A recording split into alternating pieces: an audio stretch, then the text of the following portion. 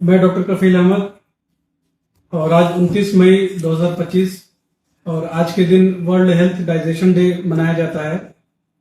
और ये डे इसलिए मनाया जाता है ताकि पूरे वर्ल्ड वाइड जो गैस की समस्या है, गैस्ट्रोएसोफेजियल रिफ्लक्स डिजीज जो है, ये काफी ज्यादा कॉमन हो गया है। लगभग 10 से 15% की जो पॉपुलेशन है वर्ल्ड वाइड पूरे दुनिया में, वो लोग गैस्ट्रोएसोफेजियल रिफ्लक्स डिजीज से पीड़ित हैं। और लगभग सारे लोगों को गैस, एसिडिटी और इंडाइजेशन जैसी समस्या काफी ज्यादा होती है और आजकल तो ये बहुत ही ज्यादा कॉमन हो गया है। आज हमारे साथ जुड़े हैं डॉक्टर पंकज कुमार गुप्ता सर और ये भी आपको कुछ बताएंगे गैस से संबंधी समस्या के बारे में।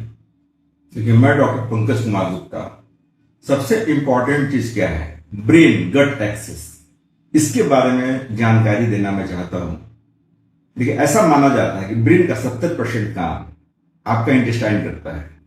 जैसे लिम्फाइड टिश्यू है, लिम्फाइड सेल्स है, 70% लिम्फाइड सेल का प्रोडक्शन इंटेस्टाइन में होता है। दूसरा इंपॉर्टेंट पार्ट क्या होता है कि जितने भी हार्मोन्स जो ब्रेन में होते हैं, जो ब्रेन को रेगुलेट करते हैं, उसमें मैक्सिमम पार्ट इंटेस्टाइन में बनता है। जैसे सेरोटोनिन, जो कि हमारा हैप्पी हार्मोन्स है, वो आपके इंटेस्टाइन में बनता है। जो इंटेस्टिनल माइक्रोबायोटा होता है, कहने का मतलब वो बैक्टीरिया जो इंटेस्टाइन में ग्रो करते हैं, अगर वो प्रॉपर प्रोपोर्शन में नहीं है तो उसका इफेक्ट ब्रेन के फंक्शन में पड़ता है, उसका इफेक्ट सेरोटोनिन में पड़ता है। अब सबसे इंपॉर्टेंट पार्ट है, आप लोगों ने अमिताभ बच्चन, प्रियंका चोपड़ा और मरहूम इरफान खान की मूवी पीकू तो देखी ही होगी। बहुत इंटरेस्टिंग मूवी है, पूरी तरह से इरिटेबल बाउल सिंड्रोम पे फिल्म है। इसमें क्या होता है कि अमिताभ बच्चन जो है अपने मोशन के बारे में डिफरेंट कंप्लेंट करते रहता है और बाकी लोग उससे उगते रहते हैं।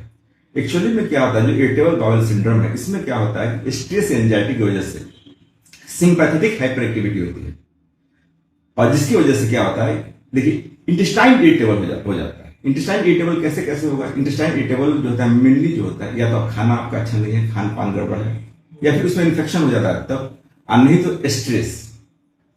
अब है कि हमें जो है खाना जो है समय समय पर खाते रहना चाहिए। जैसे हम लोग के हिंदू धर्म में अष्टजाम होता था। अष्टजाम में क्या होता था? मुख्य अष्टजाम का पर्पस क्या था कि माँ यशोदा जो अपने बच्चे को 8 टाइम खाना खिलाती थी। तो ऐसा तो पक्का है कि 8 टाइम कोई भर भर पेट तो खाएगा नहीं, मतलब थोड़ा थोड़ा खाएगा। तो कहना मतलब आज का थीम क्या है कि आप कम कम खाइए, भले दिन भर में आप 10 बार खाइए। तो खाना वाली बात होगी। दूसरा, इन्फेक्शन अगर होता है तो उसमें हम डॉक्टर्स को ट्रीट करते हैं, गैस्ट्रोएंटरोलॉजिस्ट और मेडिसिन वाले डॉक्टर। अब रहा बात स्ट्रेस रिलेटेड, तो वो हमारे पास वो सब चीज आती है। हमारा जो इंटेस्टाइन होता है वो कनेक्टेड होता है ब्रेन से वेगस नर्व के थ्रू। जो भी सिग्नल इंटेस्टाइन का होता है वेगस नर्व थ्रू ब्रेन में जाता है और ब्रेन जो होता है इंटेस्टाइन को सिग्नल करता है थ्रू वेरियस न्यूरोकेमिकल्स, न्यूरोट्रांसमीटर्स। ये बात आप समझ गए। अब जो होता है इरिटेबल बाउल सिंड्रोम जो होता है वो 3 टाइप का होता है। एक डायरिया प्रोमिनेंट, एक कॉन्स्टिपेशन प्रोमिनेंट, एक मिक्स्ड। अब देख लीजिए क्या होता है। जैसे खाना हमारे शरीर में गया, स्मॉल छोटी आंत बहुत लंबी होती है, नाम है छोटी आंत लेकिन बहुत लंबी होती है, छोटी आंत, बड़ी आंत, उसका बाहर निकलता है।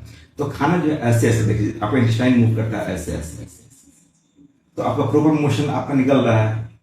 अब क्या होता है, ये फास्ट हो जाए, जब इंटेस्टाइन आपका इरिटेबल होगा तो फास्ट हो जाएगा, तो डायरिया होगा। अब एक बहुत इंपॉर्टेंट चीज होती है, वो क्या होता है, इंटेस्टाइन जो है वो एक ही जगह पर कॉन्टेक्ट कर रहा है, पेरिस्टाल्सिस नहीं हो रहा है। इस कंडीशन में क्या होता है, पेशेंट जो है वो बोलता है पेट फूल जाता है, पेट में गैस बन जाता है, पैखाना नहीं होता। देखिए, ऐसा माना जाता है कि आपको दिन भर में 2 बार भी मोशन हुआ तो नॉर्मल है, और हफ्ता में 2 बार भी मोशन हुआ वो भी एबनॉर्मल नहीं है। तो कहने का मतलब है इरिटेबल बाउल सिंड्रोम से ऐसा बीमारी है, आमतौर पर 90% पेशेंट वैसे ही आते हैं जो बोलेंगे गैस दिमाग में चढ़ जाता है, गैस हाथ में चढ़ जाता है। उसको बोलेंगे क्या कि गैस हाथ में चढ़ जाता है, जब ऐसे करते नहीं तो थोड़ा आराम मिल जाता है। तो कहने का मतलब ये कितना इंपॉर्टेंट है आपका स्वास्थ्य, ये आप समझिए। दूसरी बात है कि आपको खाना समय समय पर खाते रहना है। जैसे गोभी जैसी चीजें जो होती हैं, गोभी, चीनी से बना सामान, मैदा से बना सामान, बिस्किट, चाय, ये सब चीज जो है आपके इंटेस्टाइन को इरिटेट करता है। जैसे स्मोकिंग हो गया, अल्कोहल हो गया, तो इन सब चीजों से बचना है। और स्ट्रेस से भी काफी ज्यादा नहीं, स्ट्रेस का बहुत इंपॉर्टेंट रोल है ब्रेन गट एक्सेस पे। तो जैसा सर ने बताया कि गट का ब्रेन से डायरेक्ट रिलेशन है और स्ट्रेस भी एक बहुत बड़ा फैक्टर है जो हमारे गट को और पेट को स्वस्थ नहीं रहने देता है। और दूसरा चीज है कि जो लोग डायबिटीज से पीड़ित हैं उन लोगों का भी गट बैलेंस अच्छा नहीं होता है और उनका भी बॉयल काफी ज्यादा इरिटेट होता है। बहुत लंबे समय तक अगर ब्लड शुगर उनका कंट्रोल नहीं होता है तो उसकी वजह से जो भी गैस्ट्रो इंटेस्टाइनल ट्रैक्ट जो दीवारें होती हैं अंदर की, जो डाइजेस्टिव सिस्टम में जो हेल्प करती हैं, खाना को जो एब्जॉर्ब करता है, तो उसके वजह से वो उसका एब्जॉर्प्शन कम हो जाता है। जिनके हाई ब्लड शुगर रहते हैं तो उस वजह से उनमें गैस की समस्या बहुत ही ज्यादा होती है, कॉन्स्टिपेशन हो जाता है या फिर इरिटेबल बॉल सिंड्रोम हो जाता है। वो कुछ भी खाते हैं तो तुरंत उन्हें बाथरूम लगता है और वो टॉयलेट करने जाते हैं और स्टूल पास करते हैं। बहुत सारे मरीज आते हैं और बताते हैं कि दिन भर में 6-7 बार टॉयलेट हो रहा है और थोड़ा थोड़ा हो रहा है या फिर अच्छे से हो रहा है। उसके बाद से उनमें काफी ज्यादा वीकनेस हो जाती है, कमजोरी हो जाती है। तो उन लोगों का यही अच्छा बेस्ट उपाय है कंट्रोल करने का कि वो सबसे पहले अपने डायबिटीज को कंट्रोल करे, ब्लड शुगर को कंट्रोल करे, तब जाकर इससे मुक्ति पा सकते हैं। और बाहर की जो चीजें हैं जैसे मैदा से बनी हुई सारी चीजें और रेस्टोरेंट में आजकल जो तेल यूज हो रहा है और जो प्रिजर्वेटिव केमिकल्स यूज हो रहा है, तो उससे बहुत ही ज्यादा इसका इंसिडेंस बढ़ गया है। पूरे इंडिया में इसकी इंसिडेंस लगभग 15 से 25% है जो गट गैस्ट्रोएसोफेजियल रिफ्लक्स डिजीज से लोग जूझ रहे हैं। तो कहीं ना कहीं हमारे लाइफ स्टाइल पे ये बहुत ही बड़ा इफेक्ट डालता है।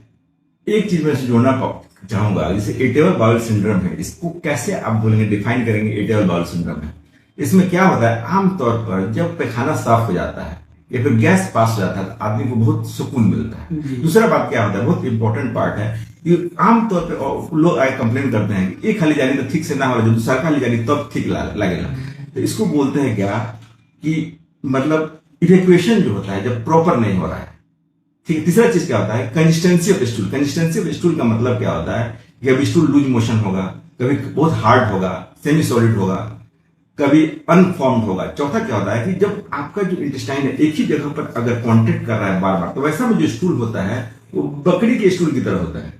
ये इंपॉर्टेंट पार्ट होता है। और चौथा चीज क्या होता है कि फ्रीक्वेंसी ऑफ स्टूल, दिन भर में 200 बार हो सकता है और हफ्ता में 10 दिन में 2 बार 3 बार हो सकता है। ये 4 क्राइटेरिया है इरिटेबल बाउल सिंड्रोम।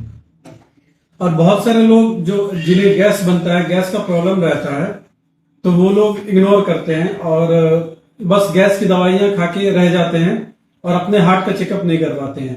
तो ये जो चेस्ट पेन होता है हार्ट के वजह से, जो हार्ट अटैक का जो सिम्टम रहता है, एंजाइना जो होता है, वो काफी रिजेंबल करता है, बिल्कुल मिलता जुलता है। गैस का जो दर्द होता है वो और जो हार्ट अटैक के जो चेस्ट पेन होते हैं वो काफी ज्यादा मिलता जुलता है। तो इस वजह से बहुत सारे लोग इसे इग्नोर कर देते हैं और बाद में फिर पता चलता है कि उनका सडन कार्डियक अरेस्ट हुआ और वो डेथ कर गया। तो कोई किसी भी तरह का अगर दर्द हो चेस्ट में, छाती में, तो उसे इग्नोर नहीं करना है और उसे गैस नहीं समझना है। सबसे पहले अपने डॉक्टर से मिलना है, अपना चेकअप करवाना है, उसके बाद से कोई दवा खाना है। एक और इम्पोर्टेंट पार्ट जो लाइफ स्टाइल संबंधित है कि आप टहलना शुरू कीजिए। 5 minute, 10 minute, 15 minute, 20 minute, 25 minute, 30 minute, ऐसे करके आप 40 मिनट तक जाइए। फिर आप उसका रफ्तार बढ़ा दीजिए। ये बहुत इंपॉर्टेंट पार्ट है। और सुबह उठ के गर्म पानी में नींबू डाल के पीजिए, ये बहुत ही फायदेमंद होता है बनिस्बत की चाय और सिगरेट पी के बाथरूम जाने के। बिल्कुल, ये तो सर आपने बहुत सही बात कहा कि बहुत सारे लोग का ऐसा थॉट रहता है, उनके जहन में भरा हुआ है कि जब तक हम सिगरेट नहीं पिएंगे तब तक बाथरूम क्लियर नहीं होगा। और बहुत सारे लोग बीड़ी या फिर तंबाकू नहीं खाएंगे तो फिर टॉयलेट पास नहीं होगा।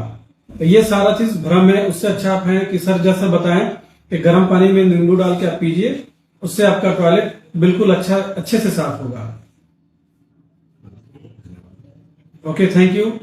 मिलते हैं नेक्स्ट वीडियो में।